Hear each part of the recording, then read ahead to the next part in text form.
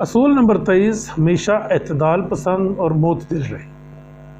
اعتدال پسندی اور معتدل رہنے کی صلاحیت ایک نہایت اہم صلاحیت ہے جو ہمیں مستقبل میں شرمندگی اور پریشانی سے بچا لیتی ہے۔ اعتدال کا مطلب ہے کہ ہم اپنی زندگی کے ہر شعبے میں ایک معیار اور توازن برقرار رکھیں۔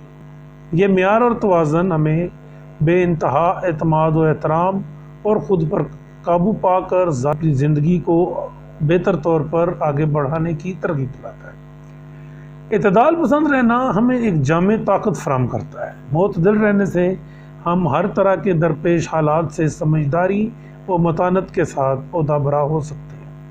ہم اپنے احساسات پر قابو رکھ سکتے ہیں اور دوسروں کے ساتھ مناسب رویہ اختیار کر سکتے ہیں۔ اعتدال پسندی ایک طویل سفر ہے جو ہمیں خوشحالی، سکون اور مطمئنی کی طرف لے جاتا ہے۔ یہ ہمیں جھکاؤ یا جذباتی جھکاؤ سے بچاتا ہے اور ہمیں مناسب وقت پر صحیح فیصلوں کے لیے تیار کرتا ہے۔ اعتدال پسند رہنا ہمیں دوسروں کو سمجھنے اور پرکھنے اور ان کی ضرورتوں کا احترام کرنے کا حوصلہ دیتا ہے۔ یاد رکھیں کہ زندگی ایک عارضی شے ہے اور یہ دنیا رہنے کے لیے ایک عارضی جگہ۔ یہ دنیا حقیقت کی نقالی کے سوا کچھ نہیں۔ اس کی مدت بچوں کے ہاتھ میں موجود کھلونے سے زیادہ نہیں، مگر پھر بھی انسان یا تو اس خوشنما کھلونے کی محبت میں گرفتار ہو جاتا ہے یا پھر اسے توڑ بیٹھتا ہے۔ اس لیے ایک بہتر اور مکمل انسان بننے کے لیے اس زندگی میں ہر قسم کی انتہا پسندی سے دور رہیں، کیونکہ یہ ہمارے اندرونی تعاون کو درہم برہم کرنے کا موجب بنتا ہے۔ اعتدال پسندی اور معتدل رہنا ایک خوبی ہے جو ہماری اندرونی تعاون اور ہم آہنگی کو برقرار رکھنے میں ہماری معاون و مددگار ثابت ہوتی ہے۔ صوفیاء اکرام یا روشن صفت لوگ زندگی کے تمام پہلوؤں خصوصاً عقائد، رویے اور جذبات میں غلو نہیں کرتے، بلکہ وہ تمام دنیا کے انسانوں کا برابر احترام کرتے ہیں اور انسانیت کی عزت کرتے ہیں۔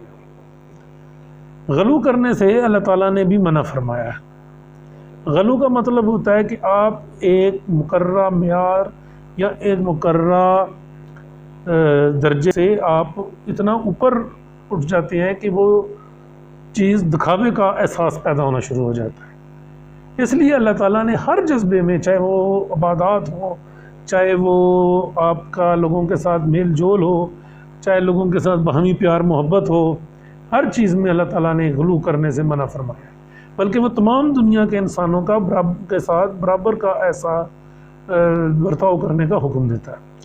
اس کا مطلب ہوا کہ اس دنیا کی مادیت یا خواہشات سے حد سے زیادہ وابستہ نہ ہو، نہ ہی کسی کے مذہبی عقائد، رویے اور جذبات کی وجہ سے انتہا پسند یا جنونی بنے۔